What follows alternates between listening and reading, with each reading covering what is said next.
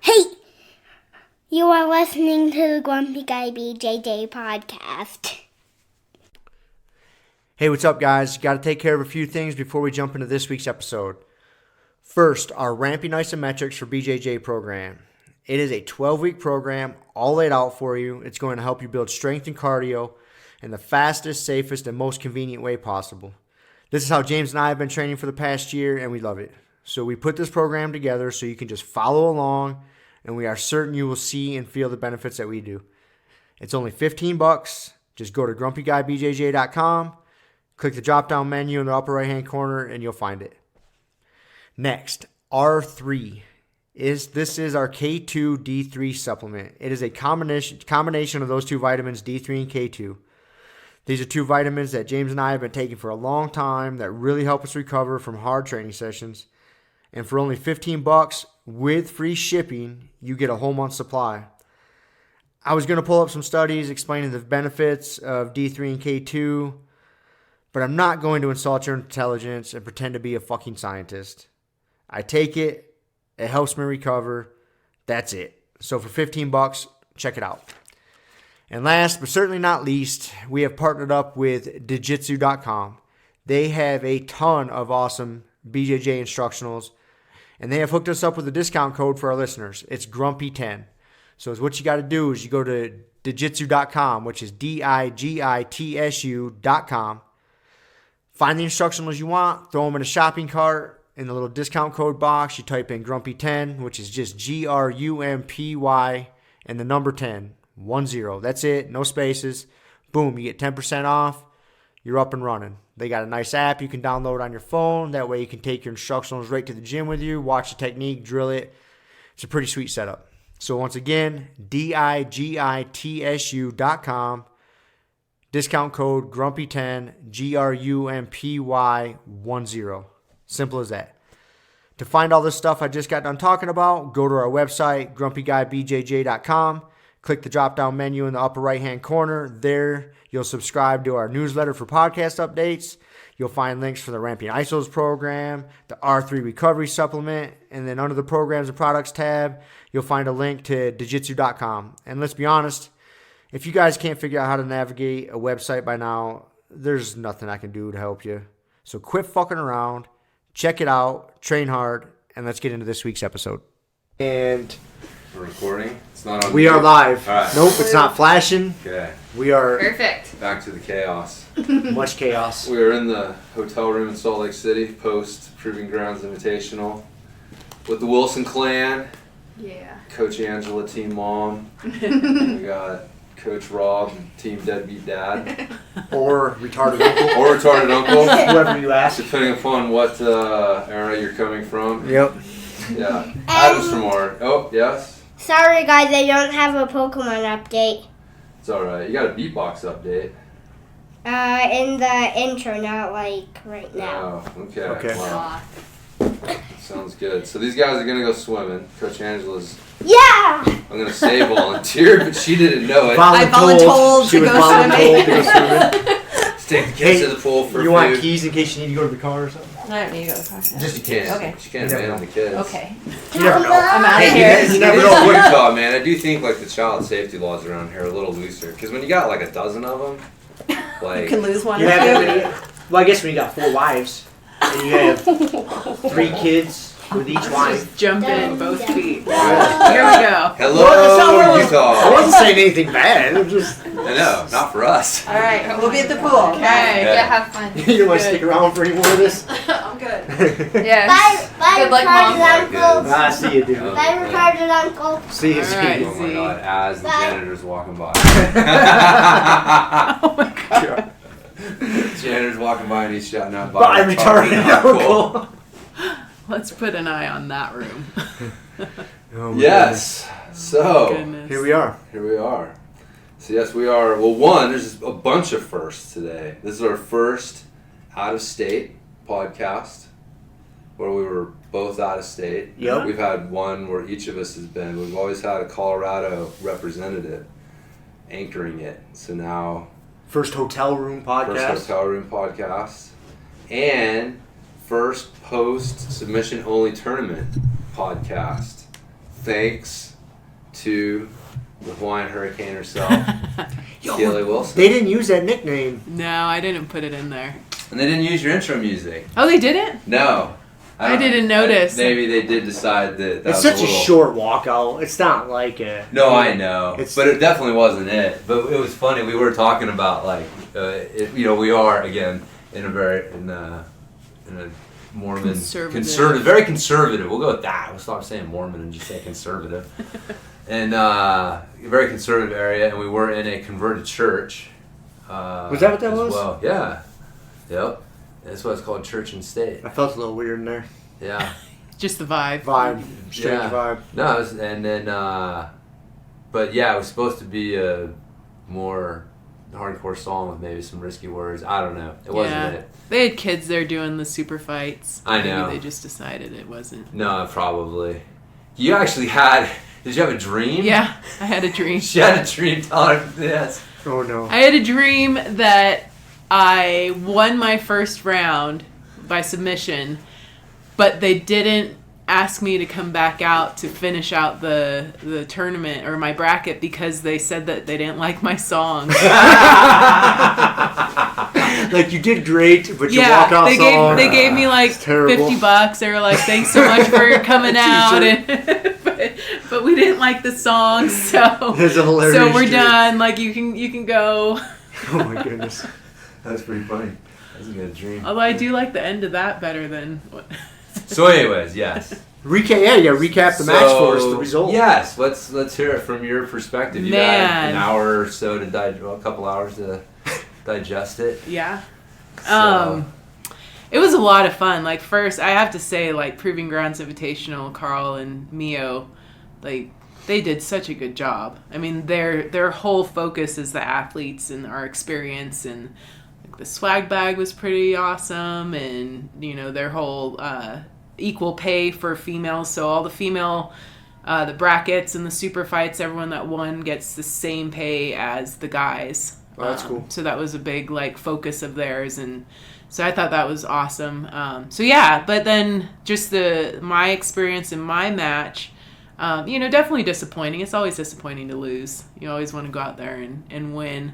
But yeah, it was weird. It's just that adrenaline. Like, when I would get a hold of her, I just couldn't. There was no strength behind it. And it just, you know, you feel like what I did there is not what I do in the gym, and it didn't feel like a good representation of my jiu-jitsu, but definitely stuff to work on and improve on. And I had a triangle. Like, I watched Shiloh videoed that portion, and it's like, I had it, man. Her posture was broke. I had, like, she even pulled one arm out.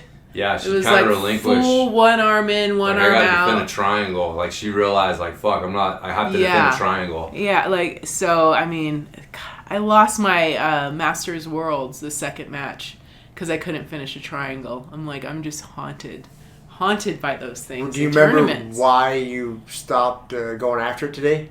Like, I don't remember. Like, that's one of those decision you things. made in the in the match, moment. Like, yeah. Always, like, you know, Kevin's like, what was that? What'd you do? And I'm like, I don't know. I can't remember. Like, it was freaking in the moment. But looking at the video, I was more concerned with trying to lock up my legs than I was trying to keep her posture broke. Yeah. And as soon as I went to try to get that again, she popped up, and, and that's when as soon as you got your legs triangle, she popped up hard. Yeah. And she was taller and bigger than you. Yeah, she was. Yeah, all those girls were. Yeah, you're the smallest girl in that bracket. Like, right? Easily. Yeah. Easily. So anyways, I mean, when you got someone who outweighs you by, you know, 10, 15 pounds, and they got a few inches on you. I can't remember in the video if she actually, like, stood up with.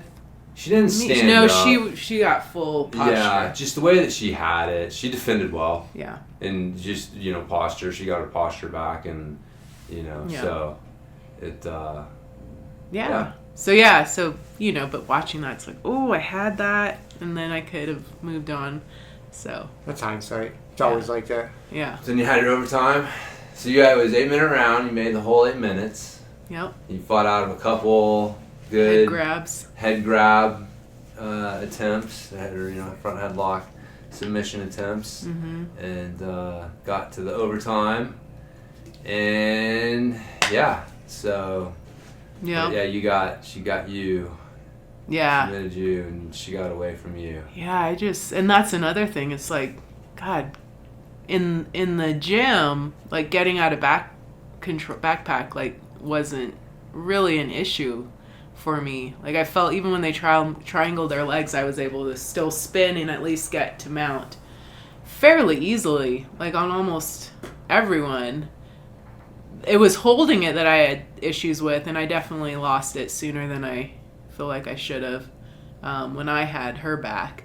But yeah, because I was thinking about it, I'm like, I completely like abandoned the stuff that we worked on when I was working on getting out of backpack. Like, you know, like even if they triangle their legs, just keep turning into them and, you know, take the heat of the triangle, their legs being triangled around you off, and, you know, now switch I'm sides. Like, yeah, I just, Put both feet on their foot. Yeah, I had like all these things in my head, and I was like, this isn't, you just need to fight out. It's so funny. It's like, now I'm like, what was I thinking? And in the moment, it's like, yeah, it feels like there's not time to think about anything.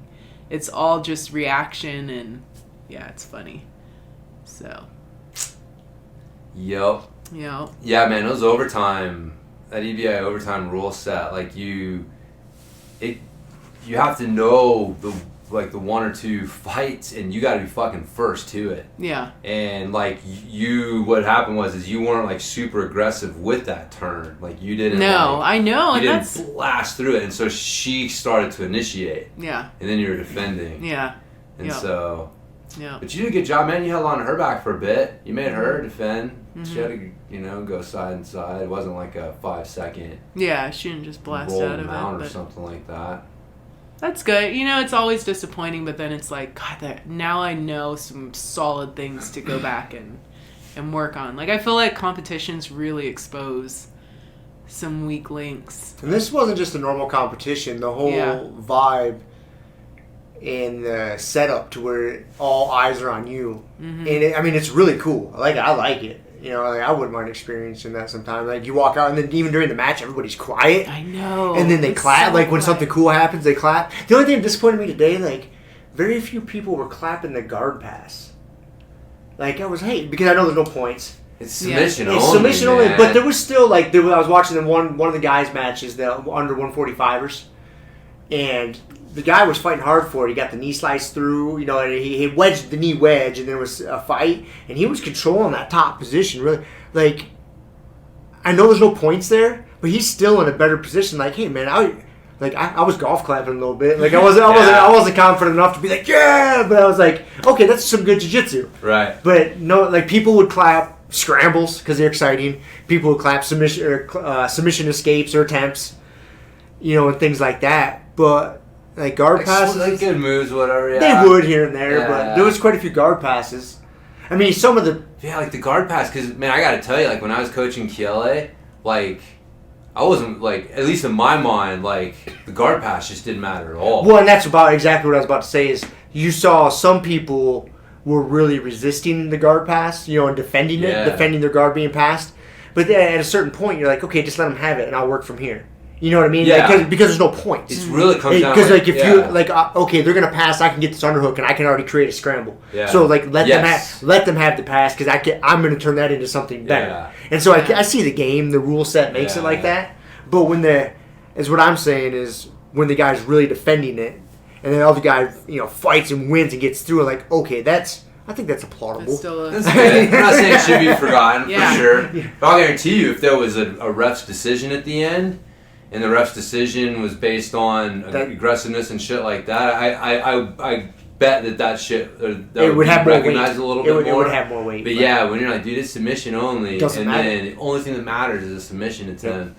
And then, and you know, man, like I fucking laugh sometimes. Like people, you get mounted, and you're like, dude, you just gave up inside leg position. Like that's not necessarily a super safe place to be against someone who knows what they're doing, especially no-gi jiu-jitsu. Mm-hmm. So I hear what you're saying, but yeah, it was definitely, the vibe was like, and it was cool. That's what I liked. Really everyone was going for it. There was no like, oh, I got an advantage, and now I'm just gonna like stall out. That's a good rule set for everyone was going for it the whole time. Yeah. Do they ever do any gi matches in the Proving Ground Invitational? I think some of the one of the teen super fights was I did see gi. one girl walking around in a gi. Yeah, but I don't. I think overall it's a no gi competition overall, and I think some of the special super fights they'll do gi matches. It was funny. I do remember now that you're saying like you just got inside leg position.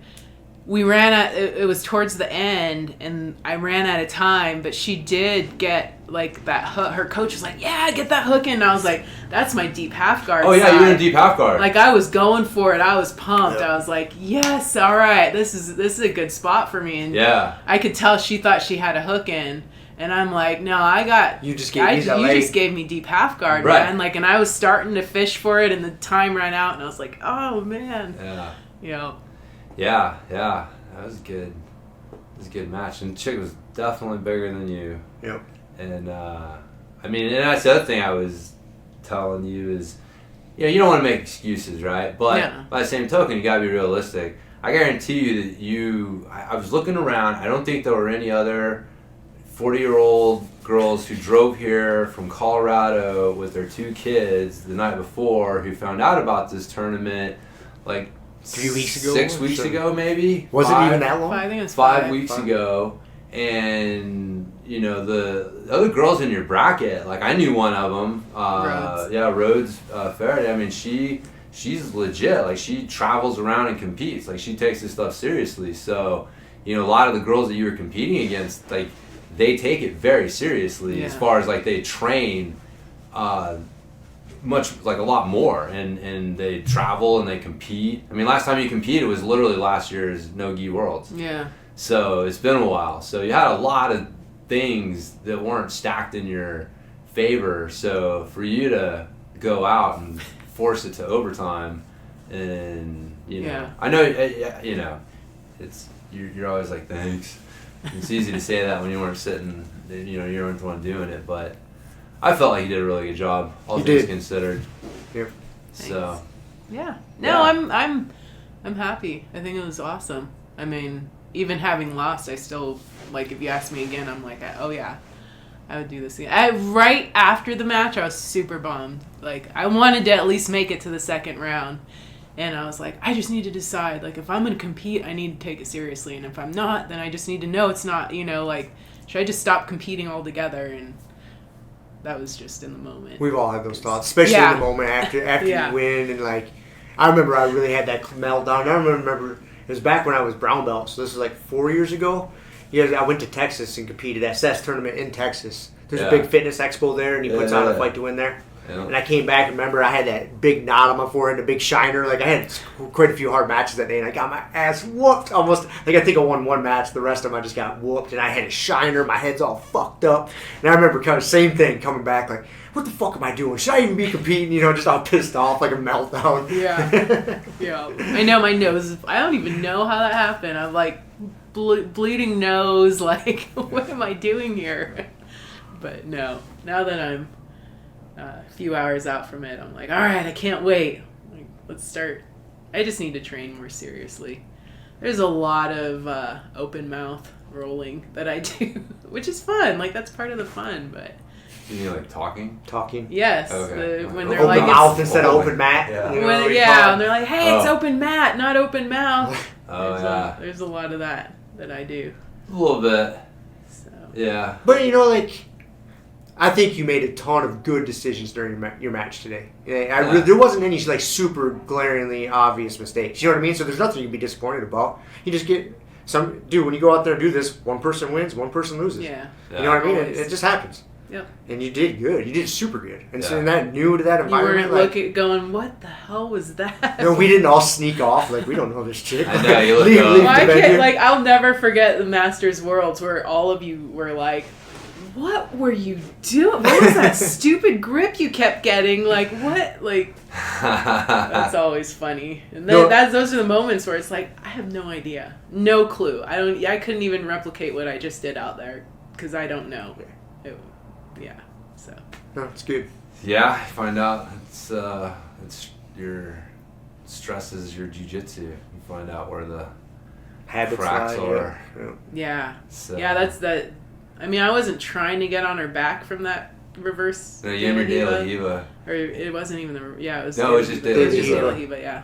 It was like 1 point. But it's like that's just so ingrained in my jiu-jitsu. Like it just they put their leg there and my foot goes up and wraps around. Like it's just like I was having to consciously try not to like continue to move with that because I'm like it's not gonna work. I know that my leg's just going there. Like, but yeah, it's funny. No, it was good. I felt like you recognized that you didn't have your A game. Yeah. And then you made good adjustments and decisions. Yep. To work with what you had. And I mean, her grabbing my head was rough. Right off the bat, I was like, dude, that is the right away. Oh, God. That was like 10 seconds in. She did that little snap down and hunted for the guillotine. Yeah. You know? And it was deep initially. Yeah. Like you got your hands in there, but initially it was deep. I was like, oh shit, I'm kind of clinching, like watching. But, I'm like, I was thinking, I'm like, don't tell me I'm going to freaking go down to a choke in like the first 20 seconds. Like, no. I was not going to, not going to let that happen. Yeah. No, you defended that well. But, I mean, again, like we don't necessarily talk about this a lot on the podcast, but people that don't know, like you have scoliosis. Mm-hmm. And like it's not like super severe, but it's definitely like noticeable. It's significant. Yeah. And so it's something that you're always dealing with, and so like your neck and your upper back is something that you're constantly fighting to keep in and not tighten up on you. Yeah. And so one, it's like if you've got an Achilles heel. Yeah.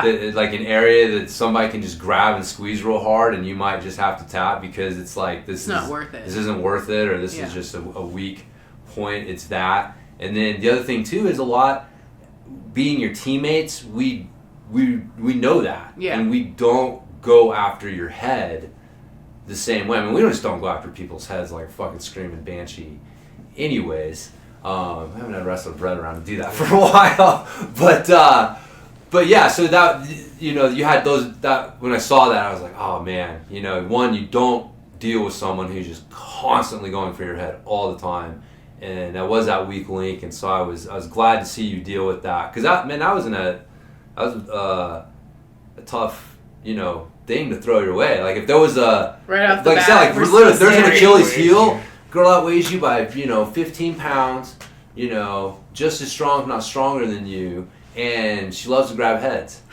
She went for it several times. There was a couple times she had some decent grips. Yeah. Not enough to make me nervous. Again, because we know that. Like, yeah.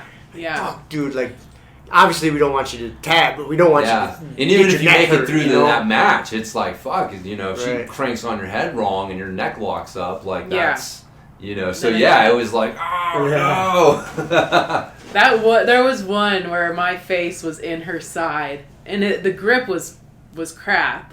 It wasn't that tight, but I couldn't breathe. Like she just had my face pressed up into her side, and I'm like freaking swallowing rash guard. And I hate that. I was like, if I can't move and figure out how to get some air here, like I got about freaking 5 more seconds in me, because it's like you're breathing heavy already. And someone just smothers your face. Mouthful of rash guard. Okay. But then we moved, and I was like, okay, all right. I don't have to tap to smothering. Yes. You survived this shame of tapping to smothering and the 20-second standing guillotine. Yep. So, that was good. It was good. Awesome. Yeah. So, like I said, I was proud of you. Everybody else was proud of you. Thanks. So. Not going, all right, I don't know where she's training when she comes back. No, it was good. It was fun watching you. It was interesting coaching you. I mean, I know your game super well. Yeah. And we just know each other, so we know how to communicate. Like, I've been coaching you forever. I mean that's how we started out. Like, when we first started dating, we started working out together. Mm-hmm. And so, like, I've literally been your coach longer than I've been your husband. Yeah. And so you're the creepy fitness trainer that picked up on the hot client, huh? No, I wasn't a professional. I guess I was, but I wasn't. I'm just kidding. No, it was. I had my garage gym. Yeah. And he was the creepy guy that asked me to come work out with him. that's right, in my gym. So he was still creepy. That's what I was getting at. Exactly. Want to do some squats? I'll spot you. I'll make sure your form's on point. I did, man. She had really good squats. I remember that. Damn, she squats great. Yeah. So, but you're out there, and Rob and I were talking about it a little bit afterwards. It's like your jiu-jitsu. Like, I'm not gonna download or give you some secret knowledge or whatever in the middle of the match. So a lot of it was just making sure that you didn't miss something, like either an opportunity or a danger coming, and then giving you some subtle reminders, like don't try to take her back, and remember to attack the legs. Yeah. Like, it's it is, man. It's but besides that, like, I'm sitting there and I'm kind of like helpless to do anything, just try and give you some advice, but it was fun. It was a fun experience getting you ready for it and doing it with you. Yeah. So now we all have Nogi Worlds. You're gonna be able to roll for it. Yeah, I don't know if that's smart. I haven't wrestled since March, and then I'm my 9-month mark is December 12th. Yeah. I'm being strict. I know. Randy's got it on his calendar. Yes, he does. He's wanting to murder me so bad for some reason. That was so funny. But so I am, like, my surgeon said 9 months. So I'm not going to cheat the system. I'm going 9 months to the date, man. I don't want another. On that note, though, I think I am going to start physically assaulting white belts here pretty soon. Like, nice. White belts my size. You already have started physically assaulting the women. Yeah. So now I'll progress to, like, white belt guys that are roughly my size. Where's this period where Rob's out of timing and we might be able to do shit to him, and because it was a shit show for me. I'm like, no. It's not like I was gonna forget. She's harboring some dreams. There was like, maybe I might be able to get something for like a week. A week. No. I can show him something. No. Well, you got to remember also. I mean, I haven't been able to roll, but I've been just sitting on the side of the mat watching you guys wrestle for the past 6 months. Yeah. 9 months. I know it's not like you've been disconnected. No, and so I know even though I've been training with you guys, I know your tendencies. Like, okay, she's gonna put her foot here, and then she's gonna try to spin there, and then so I'm gonna be here ready for that, and she's and here I go. Yeah. That's what I did do the whole time because I've been watching you, so like she likes to do this, and I'm just so funny. So I was already moving ahead of you, and I didn't have to be like super athletic either. It was just like I know 3, it was 2, like 1, here falling we go. into a spider web. Like, how did I get all wrapped up here? I had the answer key. It's not your fault. It is. I have so much to work on. So I've been doing this for years, and it's like, when does it just never? I mean, that's the fun of it. Like, that's why jiu-jitsu is just for a lifetime. But it's like, sometimes it's like, don't you ever get to a point where you feel like you know stuff? Like, some days when you beat up the new people that come in. Okay. Yeah. Yeah. And then the jiu-jitsu gods know, and the universe senses this, and then they place somebody in your path that just zaps that from you. That's the thing. Like, on Sunday, I freaking submitted everybody in my last training round. Nice. It's like, all right, I feel good. And then go in here, and I'm like, oh, I have so much to learn. Nah, you did good. So much to work on. Yeah. Easy stuff. It's fun. Yep. It's fun. Easy stuff. Yeah. Basics are there. Yeah. You just gotta, it's really like a lot of it's just cleaning your jiu-jitsu glasses. They're still just a little foggy. Yeah. Because that's where you're talking about like thinking. You're still like, and so, yeah. And that's like when the stress hits, you really see like, what is my decision-making process? And oh shit, it's way too long. Sort of thing. Yeah. So and that's where it's like, okay, I gotta figure out what are these 1 or 2 things, and like so like with those overtime rules, it was crazy watching. You could tell like some of those girls, they knew exactly how to get out of those positions. And that Rhodes chick, she is the getting out of the arm bar. She would just, and she would say, because the other girl wasn't doing, she's doing a spider web, but she wasn't grabbing her leg. And so that was allowing her. You can't start with the leg grab. You can't start with They changed that now. Oh. I wasn't 100% sure. But you start posted, and so you can go right to it. You can go right to it. Yeah. And there was a couple people that did that. Yeah. But being that girl wasn't doing that to her, she was able to just go bloop, flop every time. Like just right up and then rip it out. And I was like, man, she'd grab her leg, it would pretty much shut that down. But see, it's just, she knows. Yeah, she knows. Like, you could fucking kick her door and wake her up and say, armbar escape! And she's fucking she's running before she even knows what's going on, man. Like, it's like me with my De La Hiva. Right, exactly. You know what I mean? But that is it. You see what, and again, like gi jiu-jitsu, that's fine, but that's exactly it. Like, when the stress is on, you see, like, oh, this is what my tendencies are. Yep. And so a lot of jiu-jitsu comes down to, like, figuring out, like, what are those one or two things that I really have to get down and then just focus on that. Because, again, it's what we keep saying. It's like, man, the best, they think less. Yep. Like, Pimenta sees one thing. It just is, like, the exact perfect thing to destroy everything else that you think you're doing to him. Like, dude, I got all this shit going on. This is great. And Doesn't matter. Well, and that's where, the argument for just drilling and reps comes in. Yeah. You know how many hundreds or thousands of times she's done that armbar escape from there? I would argue that muscle memory for something that specific in a competition setting makes sense. Yep, for sure. For sure. When you're in a competition,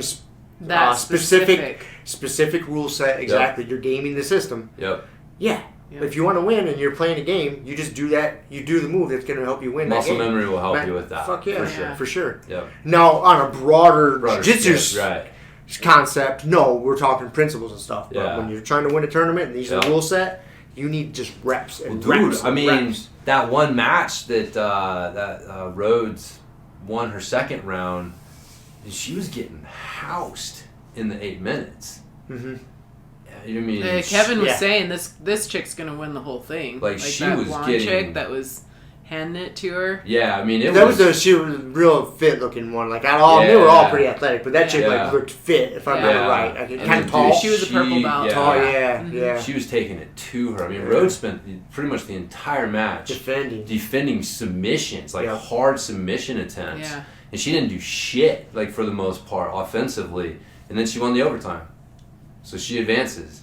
But, again, that's the system. Like, and that's kind of, I think, like, that was the death of EBI, was people learn how to game the system. And you learn that. Like, if they figured out, like, I can't win, I just have to be defensive, survive, and I'm so good at the overtime rules. And so then you started seeing people who were winning and dominating the match, losing in the overtime. And people fucking, that stinks. And so, in a match like, something like this, I love that. I love what it did. I think that it's better than a ref's decision. Yeah. For like, in this case, I'd take that. But I'm just saying, though, that was why I think, like, the EBI format itself, like, he doesn't, if you're not getting paid to show up and you're going against these fucking little specialists who are just, all they can do is escape fucking armbar and backpack. They get their ass kicked for fucking 10 minutes and then escape these positions like experts, and then I'm losing to them. Like, who wants to do that? So, but that's inevitable. Any sort of competition, you get people. You see it in IBJJF. Yeah. Yep. Now you make a rule set. It's just you're gonna game it. Yep. Until people figure it out. Yeah. But, anyways, it was great, man. It was a lot of fun watching you do it, and looks like a fun experience. It does look like a fun experience. Put in your guys' applications. Yeah. Now that we know they have the men's. Old farts division. Do they have an old man's division? I don't know. No, it's just belt and weight class. I'll go out there and whatever. I was watching a couple of the guys at the under 145ers. They weren't young. No. Oh, really? Yeah. There was some young kids. There were some young ones. There were some young kids or guy. I don't mean to be disrespectful. There were some young kids. But there was a couple guys that were close to our age, at least. They were 30s at least. Yeah. So. Yeah, man. Jiu-jitsu is not. I mean, it is a young man's game, but it's one that, like, especially. I mean, look at Josh Hinger. I mean, 38, 39 years old. Andre Galval. Yeah. I mean, a lot of guys. Yeah, I mean, you can definitely that's what makes it fun. Like it is a young man's game because that future belongs to them. I mean, fuck, they're building on what came before them. You can't help, but yeah, you can't. Unlike a lot of other sports that are require so much speed and power and athleticism, like you can continue to do jiu-jitsu and be competitive for such a long time. It's really fucking great. Especially, I mean, as you get older, you get that old man strength coming in. It's a thing, man. It's a thing. Is old woman strength a thing? Do you notice that when you're rolling with younger girls, or? I don't know that I've rolled with in competition setting. I mean, like, I don't know. I was trying to sort it out. Think about it now. I'm curious. I don't know. I've never heard anybody talk about old woman strength. Probably because we shouldn't say old woman. No, they don't like old women. They don't like the old woman. Us guys are like, yeah, sure, I got old man strength. I don't know. I've never heard a woman say, yeah, I'm an old woman. That Mio chick, she's 40. I think she's 40, 30, like right around there. And she seems pretty tough. Like, I think it's there. I just don't think it's as prevalent because not as many women are. Yeah. On that scale. It's physically. I mean, really, honestly, like all old man strength is like, dude, after a couple of decades of doing manual labor or strength training, or something that requires a lot of tension, like your body adapts to it, and you just develop a level of strength because your body's like, dude, I've been doing this shit for decades. Like, I'm trying to make it easier on myself, and so for you. Like, I would think you probably do because you've been pretty physically active. You've been strength training. But the thing is like, it's. Well, it's funny, and it like I said in the competition setting where like in the gym, I know if I grab someone's arm, I've got that thing. Right. But in the tournament, I was like, I have like it's like the grip that you have when you first wake up in the morning. It's like. Why can't I hold this? Like, was she just ripping her arm out pretty easy? I couldn't. I mean, it's weird. Like in tournaments when I'm like the adrenaline dump, it's just like my muscle strength just goes away. I don't know. I'm like, I thought I should be able to just freaking rip shit apart because I'm like adrenaline and like so but no, man, it's not the first time that I've experienced that where it's like what. Like, how can I not hang on to this stuff? Do you feel like your hands are getting fatigued, or they don't feel fatigued? No, it's like it's just not there. Just not there? Yeah. Like, that was really weird. She's gone. That's funny. I don't know. And I don't know what to do for that. I don't know if it's like a mental I say it's a mental thing. I don't know. So. Yeah, I mean, definitely, like, just... I feel like I'm pretty damn strong, but it's frustrating to not be able to use that. When you want to. Yeah. Setting. And I don't know, maybe the second match would have been better because I kind of would have been through that. And I mean, the thing too is like you don't roll against girls that strong. Like at least not on a regular basis. Yeah. So I hear what you're saying, but I think there was some of that. But I just think that like you can't. I roll against guys. Yeah, I know. A lot. Yeah. Like, I roll against you. Yeah, I mean, that's true. So, anyways, I guess you know what you're saying. You know yourself. I'm trying to give you an excuse. I know. No excuses. Just figure it out. Yeah. Yep, exactly. Yeah, I mean, I think a lot of it, too. I mean, the mental side is super important. So, I didn't feel as nervous. Like, I think because I've been meditating consistently.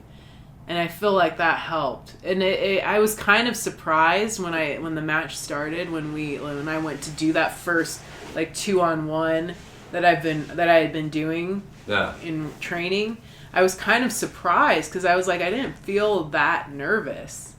And so, like, up here, mentally it seemed good. But physically, when I like went to grab stuff, I was like, what's going on here? So, who knows? So. You did awesome. Anyway, leave it with that. You did awesome. Cool. All right. For sure. Should I go rescue Team Mom? I think so. Okay. I'll let you guys finish. Okay. Talking. All right. All right. Cool. Thank you, Grumpy Kiele. guys. Yep. Thank you. Yeah. Bye, baby. Bye. want to get a kiss? An on-air kiss? Alright. Yeah. Where is the pool? Is it pretty obvious? Oh, it is. When you get off the elevator, Uh-huh. it's over in like that far corner. Okay. Alright. Signs? Signs. Not really. No? Smell the Surprisingly chlorine. few Follow the signs. chlorine. Okay. I'll Yeah. find it. Yeah. Surprisingly few signs. Anyway, speaking of young guys and old guys staying in the game, did you see, the Rotolo twins? I think I'm saying their last name right. They're two little, I'm not being racist here, two little black kids. No. They're like 16 years old. They came up in the Mendez system. I think they're at Atos now. But there's clips of those kids when they were like 8 years old. I mean, being mentored by the Mendez brothers. I mean, these kids are good. Yeah. And the one brother, they're twins. The one brother was just in ADCC. He's 16 years old. He's a blue belt, and he took second. He lost to Cabrinha Jr. Yeah. Cabrinha's son. Yeah. And did he lose to Meow? Might have been the wrong weight class. Anyways, I might be fucking that up. But anyways, the kid's fucking good. 16 years old, blue belt in ADCC. Like, they're having a hard time finding people to go against him, like black belts, because he's that good. Like, he's going to destroy any blue belt you put in front of him, Right. for the most part. And most adult black belts don't want to do a match against him because it's a lose-lose. Yeah, lose-lose. You either get your ass whooped by some 16-year-old fucking blue belt, or you beat him up and everybody just think, yeah, he should have. Right. But I guess old Wagner Roach is stepping up. Yeah. I think Seth is going to do it. I think in Fight to Win. I think Wagner's stepping up and going to have a match against him. Just because Wagner's Wagner. He's like, fuck it, I don't care. Fuck it. Dude, and there's still like 20-year age difference, if not more. Huh. I mean, because I think that kid's 16, and I'm pretty sure Wagner's north of 36. Yeah. Or he's got to be in that ballpark. Huh. So, yeah, I think that's coming up, if it hasn't happened already. Right. But That's cool. I mean, Wagner's a legit grappler. That's not like one of these times you see like one of these young up-and-comers going against like a MMA grappler guy. He's like, yeah, he's a really good grappler, but that's not like his specialty. Right. So, but yeah, no, Wagner's fucking legit. Well, no, dude, he almost broke fucking Meow's leg at Yeah. ADCC. Like, he was deep on knee, and Meow brothers don't tap to shit. They'll let their leg get destroyed. They don't give a fuck. So you're not tapping that guy. You're literally gonna have to like break his leg to where a bone's sticking out to get that guy to where the ref has to stop it. Like they're not tapping anything. Those dudes are insane. That's funny. That's actually what the ref today, when they were going over the rules, said that because they were saying that if a joint pops, like that's not a tap, and you guys have to tap. It's on you. It's on you to tap. But he did say if a joint pops and you scream, that's a tap. And I saw one dude kind of like, go to raise his hand and maybe debate that for a second, but decided better of it.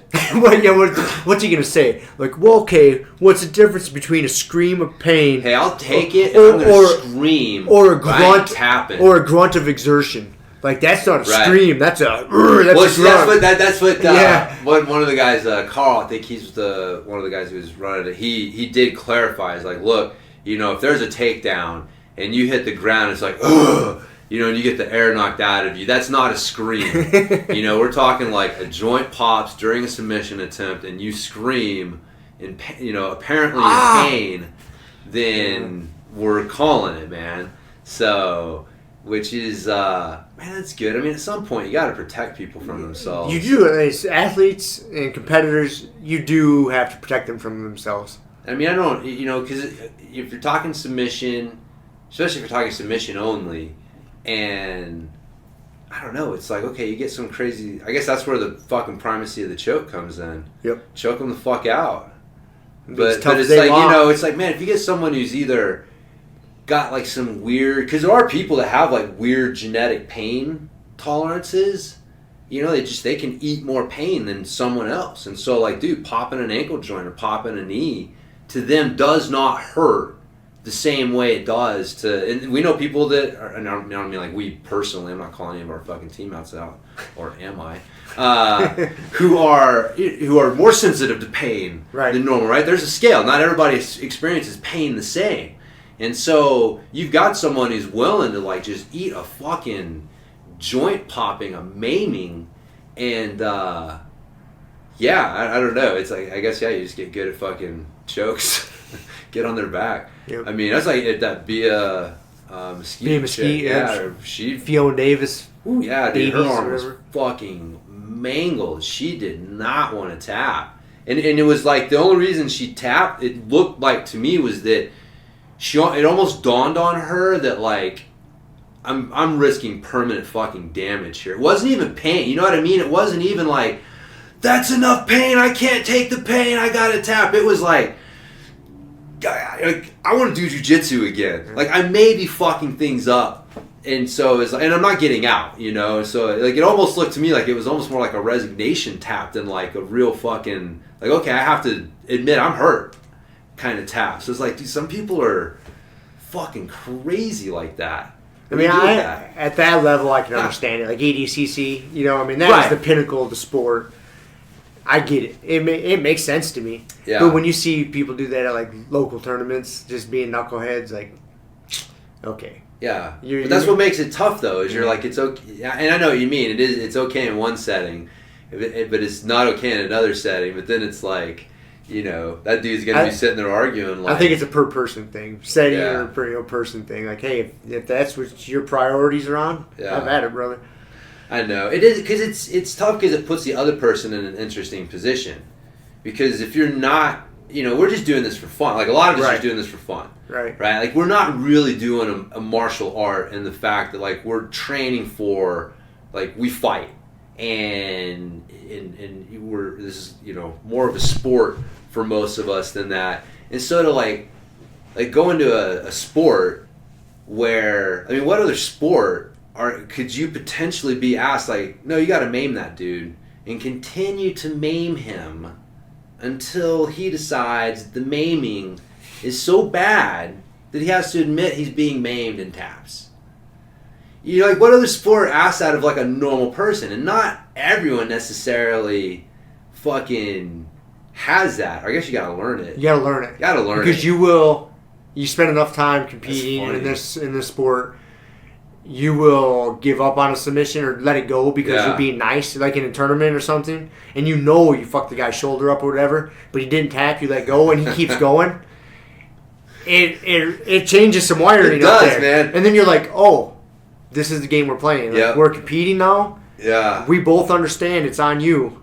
I've made that switch. Yeah. And I'm not proud of it, but yeah, dude, I've fucked some shoulders up, whatnot in tournaments, because like Americanas, paintbrushes, or Kimuras, once it goes, and that feeling is super weird in your hands. Like doing a paintbrush, I've done a couple of those where you snatch up a good paintbrush and the guy's just not tapping. Like, dude, I have more heat. Like, you should probably tap, and you just go, and then it goes, and you're just like, oh, and your stomach turns. Like, I almost fucking threw up one time. I did that to a dude's arm, and I was just like, dude, why did you make me do that? Like, your arm is fucked. Like, this is a little tournament, man. Yeah. But. Yeah. It's funny, man. As I was saying that, I remember that, because I lost a match because somebody's ankle popped, and I let go of it. And then I won a match because somebody's ankle popped, and they didn't tap, and I was just like, fuck, all right, buddy, I'm going to crank more heat on this motherfucker till you do. So, you do, it does. It's weird, man. Experience will make an asshole out of you. That could not be a more true statement in many aspects of life. In many aspects. So many things. You're like, I'd never do that. And then the experience, you're like, all right, I can see where the asshole is getting the better of this. Yeah. That's probably one of the most wise things I've ever heard you say. That's awesome. So, yeah. Huh. Well, anyways. That's, girls are typically nicer to each other, so. I don't know, man. Chicks are pretty mean. Yeah. You watch them compete. I guess so, yeah. They're more friendly. Off the mat, before and after. Yeah. But game time, or when they're rolling. Yeah, they'll fucking break shit. They're mean, dude. Yeah. Chicks are mean. I know. I was just, yeah, you're right. I was letting that fucking off-mat demeanor. Yeah, it's an off-mat thing that'll skew you. Right. You know? Yeah. Mama bear instincts come out, dude. They start scrapping. Yep. Yeah. Oh, yeah, I know. Who just thought Kiele'd be fighting in a She's so nice. She couldn't be a nicer person. No. A more, like, non-violent, nicer person. No. Yeah. If you'd told me, like, 7 years ago when I started jiu-jitsu, because she wasn't doing jiu-jitsu at the time, that she thought you were nuts. She was gonna, she's like, oh yeah, no, she's gonna be doing a freaking invitation only tournament, submission only. I'd have been like, no way. The odds would have been so long on that. So that's what's great about jiu-jitsu. Brings out cool shit. You never know who you are till you get in a fucking fight, right? When that was a Fight Club quote. Yeah, How much can you know about yourself if you've never been in a fight? Never been punched in the face or something like that. Yeah. Never been in a fight. No. So, I want you to hit me as hard as you can. Dude, Edward Norton was on Joe Rogan this past week. Was he? Good interview, man. Yeah. Okay, I have to get that one out. He's coming out with a new movie. I think it's called Motherless Brooklyn. Ooh. Dude, looks good. The trailer looks really good. I might be fucking there. I think I saw the trailer. I'm trying to place. I don't know, kind of an organized crime-ish back in I don't know what time frame. A little bit older, I think like the 50s, 60s or something time frame of Brooklyn. Huh. Dude, he's played some fucking iconic characters. Hell yeah, he has. American History X. That was X. his first big one, right? I guess so. I can't place it, but yeah, American History X. He was in Reservoir Dogs. Yep. And what was his name? Mr. Pink. Or no, he wasn't Mr. Pink. He was like Mr. Orange. That's right. It was the fucking... Who was Mr. Pink? I remember I can see the guy's face. He was like the skinny little wiry dude. And he was the guy I'm not going to tip. It wasn't Buscemi, was it? Yeah. I think so. It was. Yeah. He's like, I'm not going to tip. Yep. He's like, asshole, I'm getting your breakfast. You're going to tip. That's such a good movie. That was such a good movie, man. Quentin Tarantino's first couple movies were like, because we've talked about this. True Romance was a Quentin Tarantino movie.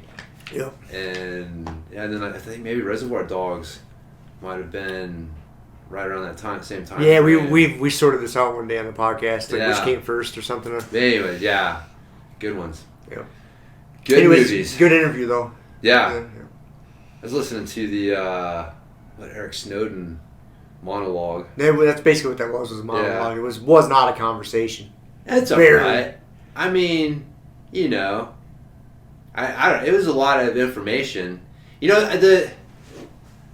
said in the beginning that this is what he does gives interviews and speeches, and so I could kind of tell all right, he was just in speaker mode, just going. He's got his talking points, and he's got a very intricate tale to tell you, and he's got to weave it for you because once he lays all of the groundwork for it, then that's what exonerates what he did. Right. And so it's but yeah, I'm not to the end of it, but it was interesting. I mean, I thought it is it's fucked up, man. It's really fucked up when you realize how the government works and how shady it is. How shady they can be with shit, man. And just and it is because we did grow up, man, in a different era. 9/11 changed things. I mean, it's so hard to remember what it was like to be able to go to the airport and get through. Remember when you used to be able to fucking go to the gate? Yeah. And see people off? Oh, yeah. Yep. All the way to the gate. Pick them up, and go find them. Go find them at the gate. Yeah, because people would be waiting for you at the gate as you walked off the plane. It was security was Yep. I don't even think, what was it? I don't even remember. Dude, I don't have any really significant memories of it because it wasn't much of a thing. No. I remember them having ashtrays because you could smoke on the planes. So maybe some things. That's good. Better. Yeah, that's good.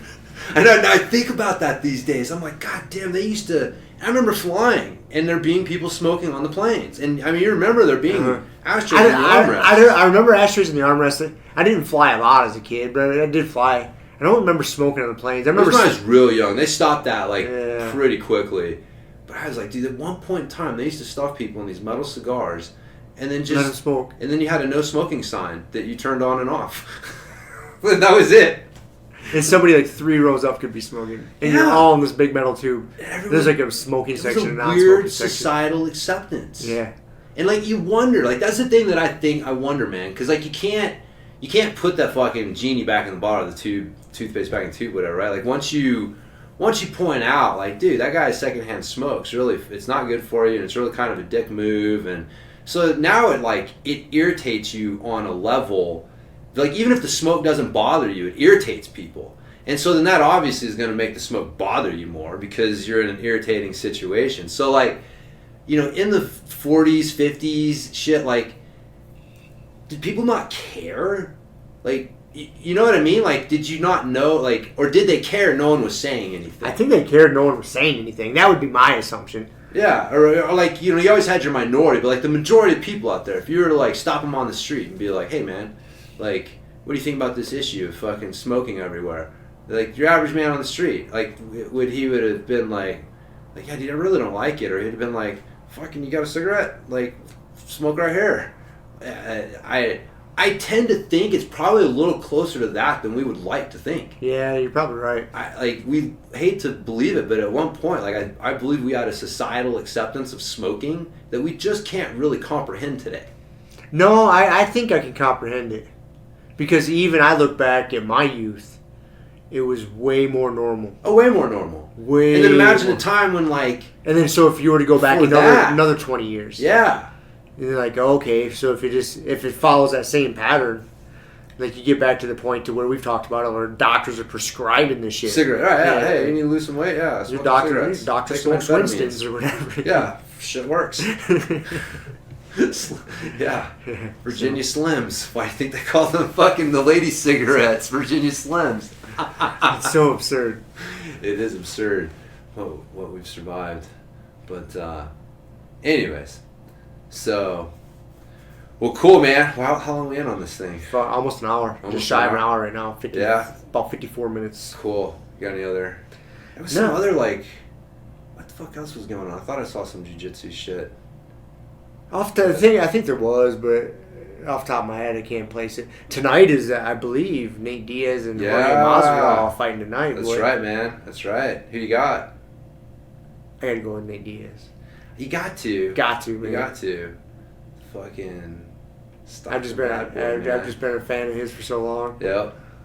Yeah, he's his whole I liked his move with USADA and that whole drug testing thing. We didn't end up saying it came from a vegan supplement or some shit. I don't know, but like he got out in front of it and was like, no. You guys clear this shit right the fuck now, or I'm not fighting. I am not gonna go through some fucking bullshit where you're like, well, we got to investigate, and you know, it was good because that's what was going to happen. Was they were going to come out after the fight and say that he tested positive for trace amounts of this supplement or whatever this banned substance. I think it was SARMs or something. Whatever it is, yeah. And then they were going to go through the process, and then he was going to get exonerated at the end of it. But if it was true. But you still get dragged out, and you still get the whole, like, your name kind of after the fact. Tarnished, yeah. Yeah. It's one thing to be like, no, you exonerate me now before the fight versus after the fight. It's a good move. It was a good move. Yeah. And he's the kind of guy that, like, he has all the power in that situation because he will walk the fuck away from it. He don't give a shit. So UFC was like, man, got to get this shit cleared up. So, yeah, he's walking in under a clear USADA test. So... But, yeah, it'll be a good fight, man. Should be a good fight. I would hope. I haven't even paid attention. I don't even know who else is on the card. I've just been so busy with other stuff that I haven't cared enough to pay attention. Yeah, you and Handsome Frank. Me and Handsome Frank, man, my new dog. Yeah. I'm digging it. He's fun. Nice. Sweet. Yeah, I don't really have a whole lot else. I figure we should probably not. Yeah, we don't need to go 2 hours. Drag the girls. Yeah, torture them too long. The kids are probably... starting to wear the staff out down there. So we called a wrap then. So, yeah, man, it was good. I'm glad you guys got to come and hang out, and we found a way to fit the podcast in. Hell yeah. And we'll go get some good grub tonight somewhere. Hell yeah. And we'll be back to normal next week. Maybe have Preacher Paul on next week. Our buddy Paul. Yeah. I got to call him. I keep meaning to call him. So we might have a guest next week. Or 2 weeks, I guess, technically, because this will come out next week. Then we'll record. So think about having our training buddy Paul. Nice. Come do a podcast with us. You know, you guys aren't, like, you don't really know each other that well, do you? Me and Paul? You and Paul, have you guys, like, trained together a whole lot, or I mean, talk? He started at Gracie Baja. That's right. So, I mean, I've known him forever. Did he start about the same time you did, or who was, like, ahead of you? He came a little after. A little after you? Yeah. Okay. And then, yeah, we actually went to his church a couple Sundays. Oh, did you? So, yeah, every once in a while. It's so funny, man, like, you know, without opening up a big old can of worms here at the end. Because, you know, I was raised as a Christian, right? My dad used to be a preacher. And so I definitely believe that there is something else. Like, there is something beyond this. And that there is a higher power, and call it what you want. But, so with that, well, what do you do with that? Right? So, if you, in traditionally, like, you would, a lot of this stuff, because a lot of it comes down to, it's a philosophy, right? Like, based on these beliefs, you form a philosophy of life. You know? I mean, that's supposed to be the idea, right? Like, if you're a Christian, you're supposed to, there's a certain way that people are supposed to act. And that's what makes people like me and you so mad at and untrusting of organized religion, because we see people who say, I'm a Christian, which in our minds means that you're supposed to profess a certain way of acting and being, and then you're not. Yep. And then you're turning around and judging other people for what they're doing, and it's hypocritical. And so then it's like, this is nonsense. And so, you know, and it's like, how do you throw out that dirty bathwater without throwing out the baby? Like, that's the tough thing, because organized religion has such a stranglehold on this whole God thing that, you know, how do you know, especially now that I got kids, it's like, okay, now how do I introduce this to them?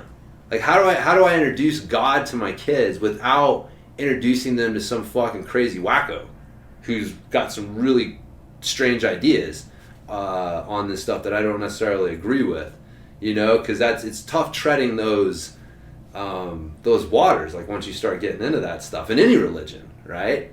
And so that's why a lot of, you know, we're fighting wars over this shit, because some people just take it way too seriously. Way too far.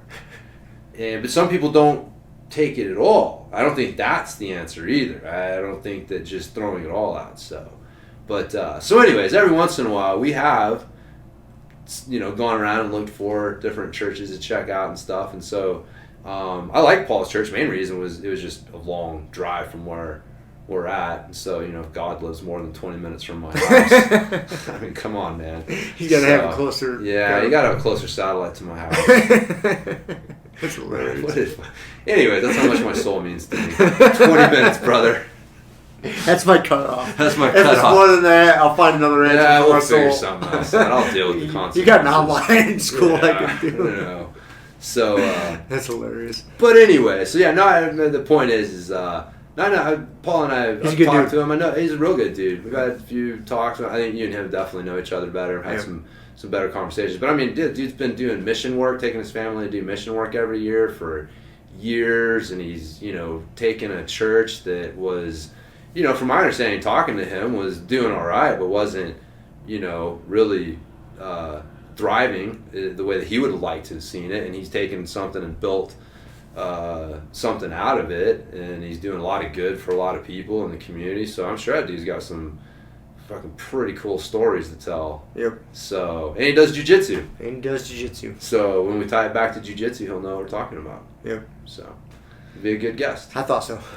Yeah, so we'll get him lined up. Maybe I can ask him some God questions.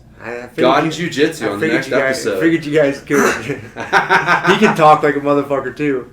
So cool. It might be a good combo. All right, man. Well, let's go rescue the girls from the kids and go find something to do. Sounds good. See you. All right. See ya. Thank you for listening to the Grumpy Guy BJJ Podcast. Thank you all for listening. You can find us on Podbean, Apple Podcasts, Spotify, and wherever else you listen to podcasts. Please make sure to subscribe and leave us a review. It really does help and will allow us to keep putting out episodes. If you have any questions, comments, or ideas, hit us up at grumpyguybjj@gmail.com. Also, go to our website, grumpyguybjj.com, and get signed up for podcast updates and get our free BJJ Improvement Starter Kit. That's it for now, so get on the mat, train hard, and talk to you all next week. With a permanent rep, a hermit now, boom. Doggy stool, foggy, cool, got a froggy outside Molly dude. Melancholy Daisy Duke, hanging by the lace of their shoes. No trace of the tools, shaped in your face, fuck the rules. Snooze, you lose. One eye always open, at times two, no clue, but soon a brief monsoon might give you a view to choose. Stay tuned, include, won't conclude. To the end is near, beware there's consequences, but what you do.